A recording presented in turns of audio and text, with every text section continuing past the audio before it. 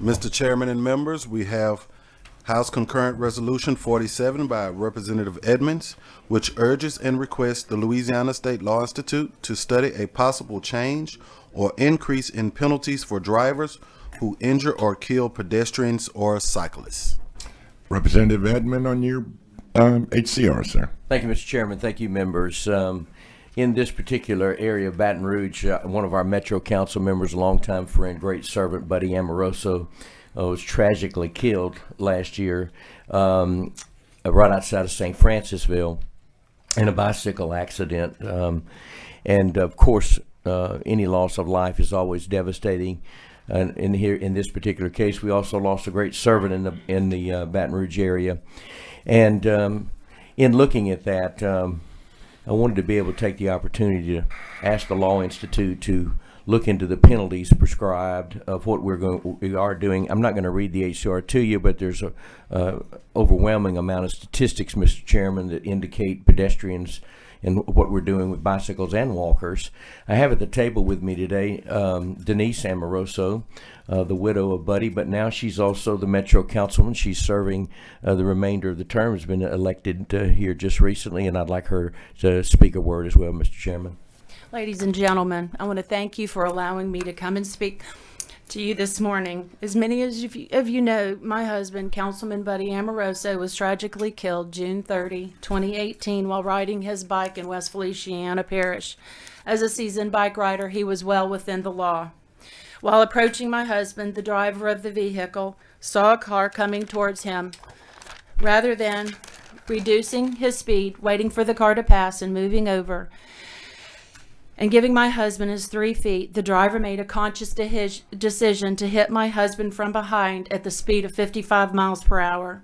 Nicholas Alexander was initially arrested for negligent homicide, negligent injury, and limitations on passing bicycles. He spent 3 days in jail and was let out on bond. He was later convicted for reckless operation and sentenced to 90 days in jail. He served only 12 days because his sentence was suspended and he received a credit for time served. He was fined $200 and will serve a 2-year probation. That is a perversion of justice. Nicholas Alexander is living his life while my family struggles daily to get along without my husband. In February, a friend of mine was walking across the pedestrian crossing of a local store when a gentleman on his cell phone hit my friend. He is still in pain after 4 months of doctor visits and physical therapy.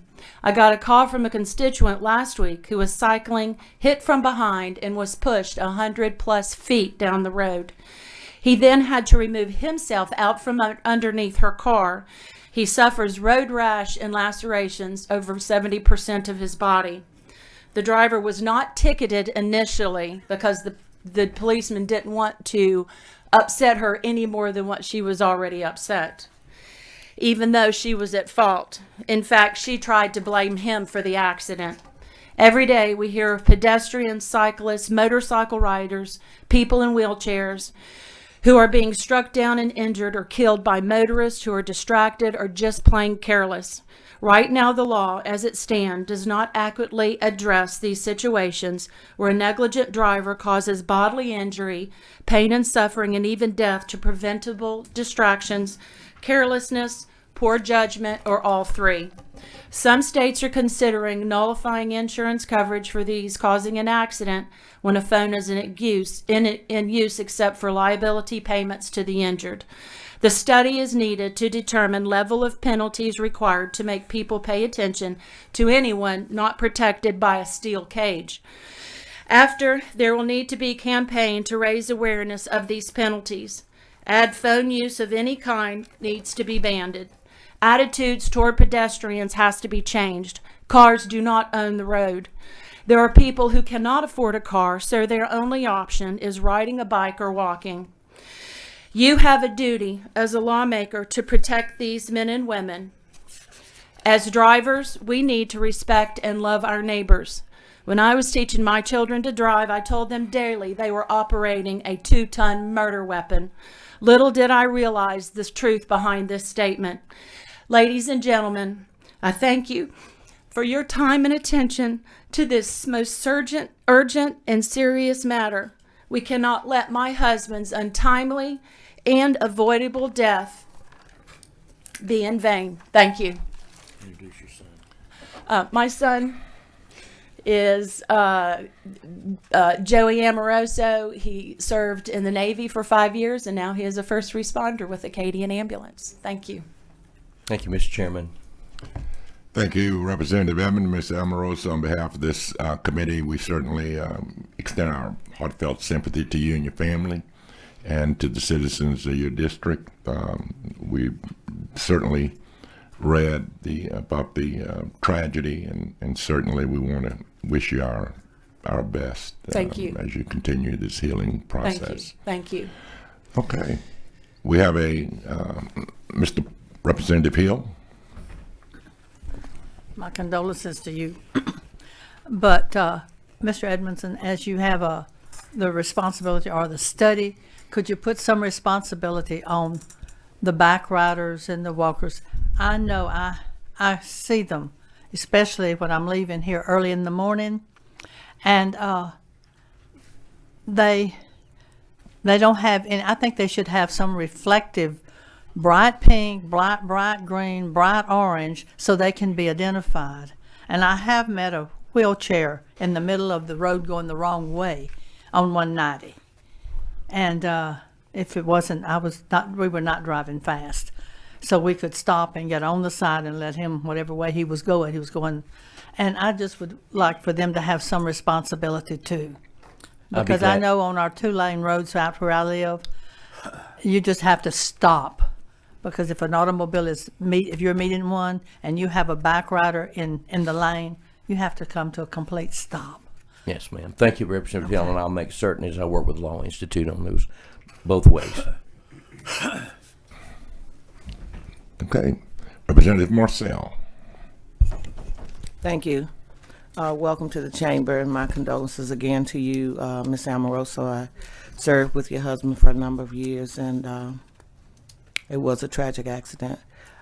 I want to say that I'd have to agree with Ms. Hill to do something, make sure that it's comprehensive on both sides. I hit a pedestrian before. I don't know, many people don't know that walked out in front of me and he died. No fault of my own. No fault of my own. And the family, because they were hurt, wanted me charged, and the police kept saying, for what? And so there's things on both sides, and because people don't get in their cars and intentionally try to harm somebody.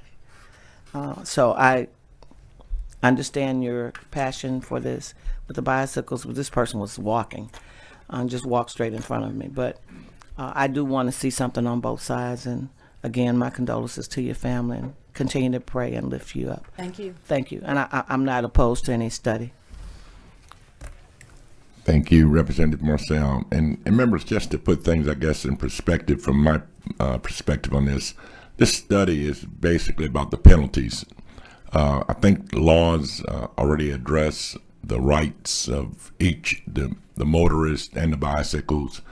I think this study is about the penalties. So, you know, we don't want to get things a little confused.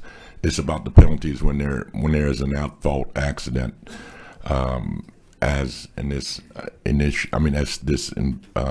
accident. Representative Pope. Thank you, Mr. Chairman. I feel like it's a worthwhile endeavor to search this. And on a note, the gentleman you talked about, the 21-year-old law student that goes to LSU that was injured last week, so happened that a group from my church came along at that time and aided and assisted him. In fact, he showed up at our church yesterday to give thanks for that, which was a huge thing. So I do feel like this, and so at the appropriate time, I'd like to move favorable on this, please. Thank you.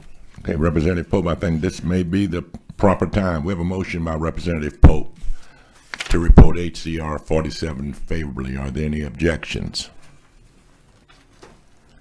Seeing no objections, HCR 47 is reported favorably. Thank you, Mr. Representative Chairman. Bell. Thank you, Thank members. you.